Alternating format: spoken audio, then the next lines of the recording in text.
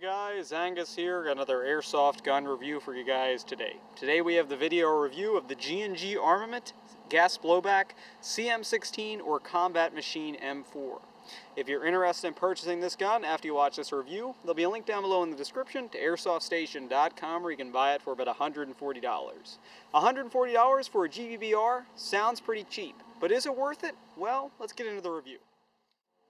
As always, let's start with a review by going over the gun's packaging.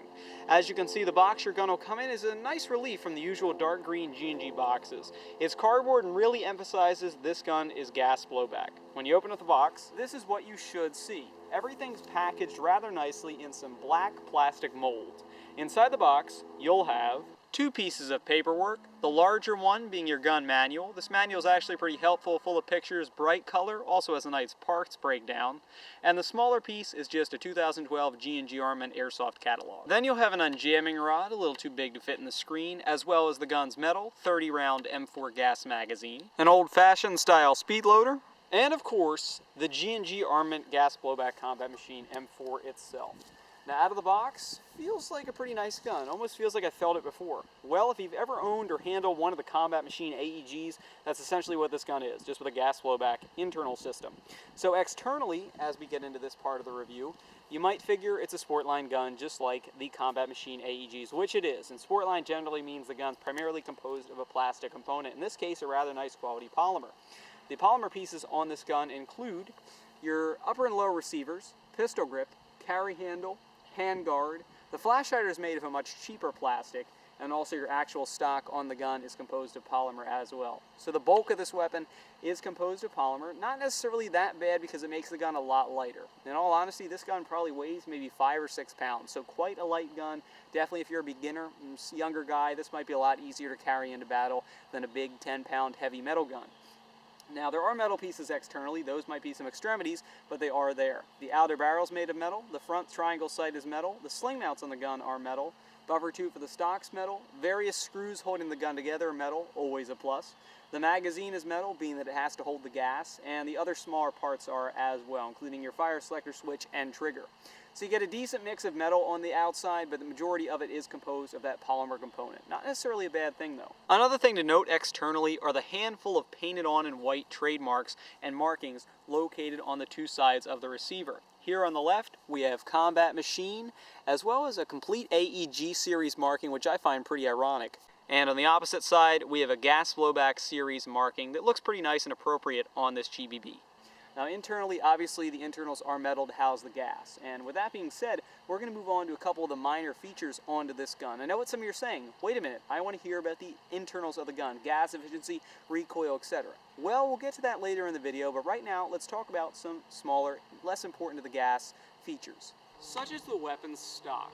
Now this is just your standard M4 LE style 6-position adjustable stock that you'd find on quite a few of your different Airsoft M4A1 variants. This is probably something you've all seen before, therefore we won't spend too much time on it. It is adjustable to 6 positions, including the longest position shown here and the shortest position shown here. The adjustment is very simple. You simply push in this plastic toggle switch on the bottom. You can go ahead and extend it to whichever position you'd like. Again, it's got 6 positions from the shortest to the longest. This is great because it allows you to customize the gun a little bit to fit your comfort a little bit better. If you're a shorter guy with small arms, definitely want a shorter setting, or if you're a taller guy with long, lanky arms such as myself, you certainly want a longer position. In my opinion, the most comfortable position to hold the stock, the longest position. Also, on the butt of the stock, there's some nice serration to help grip into your shoulder a little bit better. Moving on to iron sights, we come to the rear sight here, which is actually part of the carry handle, as you'd find in, again, your standard M4A1.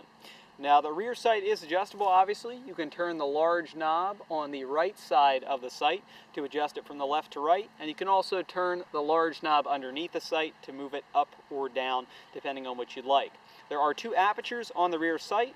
The one shown currently is the pinhole, and if you were to flip it, you would find an open hole aperture. Overall, the rear sight's pretty nice, but if you wanted to change things up, the carrying handle is easily removable by simply unscrewing these screws. You can reveal a 20mm rail underneath the mounting of optics. One thing to note, it's almost as if they don't want you to take the carry handle off. I really had to fight to get it off the receiver.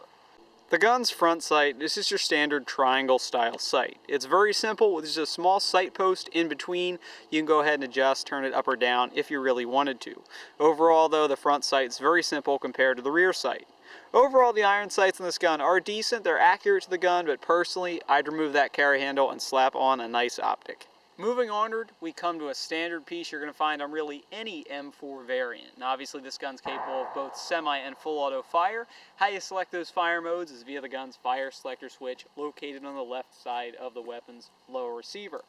Now this is your standard style M4 selector switch. It's got the standard 3 settings: safe, semi, and full auto. The selector switch is very easy to move around. It's not exactly too easy, and it's not exactly too tough. It's not going to get stuck between settings or slip between them when you're in a game. One thing to note though is that when the gun isn't cocked, the selector switch won't go back on safe for some reason. I don't exactly like that. In my opinion, definitely a con. Otherwise though, the selector switch is very easy to move. And at last, we come to the most important piece, most important feature of any gas blowback airsoft gun, that being the gun's magazine. Now, as I stated earlier, this magazine is metal, and why is it so important? Well, it holds your gas. And to answer your question, this magazine does hold a good amount of gas in it, so you should be able to get quite a few magazines out of one single gas fill. Now, how do you fill the magazine with gas? Well, it's not like the usual, where the gas fill's on the bottom. The gas fill's actually on the back of the magazine, and this leads me to believe that they base their system off of the King Arms gas blowback system. Not exactly sure what other magazines will work with the gun, but I'm assuming perhaps the King Arms magazines, as I stated. Now here's your metal gas fill. This is where you'd stick the nozzle of your green gas or propane bottle, whichever you prefer to use. That is what the gun runs off of, and just above that you have your gas release. If you were to push this in, you would shoot the gas at the top of the magazine. How you load the magazine is up top. Here you'd push downward and you'd be able to fill the magazine with about 28 to 30 rounds. So a fairly realistic capacity, and obviously that's kind of what you want when you go with these more realistic gas blowback guns. The magazine itself feeds fairly well. And when inside the gun's magazine well, fits in place rather well and doesn't exactly wobble whatsoever. Maybe a little bit, but really nothing significant. Now when you have the gun's magazine inserted, first thing you want to do is rack your charging handle back. At that point, a BB is loaded in the chamber and the gun is capable of firing. Now let's go ahead and talk about what you guys cared about: gas efficiency and the recoil power of this gun. Gas efficiency, the gun is fairly gas efficient. Then again, I've only really been able to test it in 50-degree weather, and this is something you guys should know right now. This is not a cold weather gun. If you're someone who wants to use this constantly, this be your primary weapon, you better live someplace warm, because like any other GBBR, it's not going to work that well in cold weather. So certainly take that in consideration when you think about buying it. As far as recoil, if you guys watched a shooting video, which I annotated earlier, well, it doesn't exactly have that powerful of a recoil, at least on semi. Full auto, you do feel the power of the gun coming backward, but semi, it's almost non-existent. You know, I see a quick little blink, but that's about it. So the recoil power on this gun isn't exactly that heavy. Somebody who's looking for a realistic power of kick with this thing isn't exactly going to get it, as it's not that strong of a kick or blowback with this combat machine. Now, one last thing I want to comment on here is a little bit realism. Obviously, when you run out of BBs in the magazine, the charging handle activates, bolt catch comes on, and the gun won't fire anymore. You can't really get any more shots. That's great because it's realistic, just like a real weapon. When the gun runs out of ammo, the gun won't fire. The gun's hop-up is accessed by pulling back the charging handle. The hop-up is the large black gear located towards the front of the opening. It's actually very simple to operate. You simply turn it in the direction of the large arrow up in order to increase your hop-up, obviously. The hop-up's pretty effective on this weapon, really sending the BBs downrange accurately. Very easy to adjust, and overall, great hop-up unit. Alright, and with that being said, we go ahead and come to the final conclusion of this video review. Overall, I have to rate the G&G gas blowback combat machine fairly decent on the scale, maybe a 6 out of 10 personally. I know there's some complaints from the gas blowback community. It's not that strong of a kick, frankly.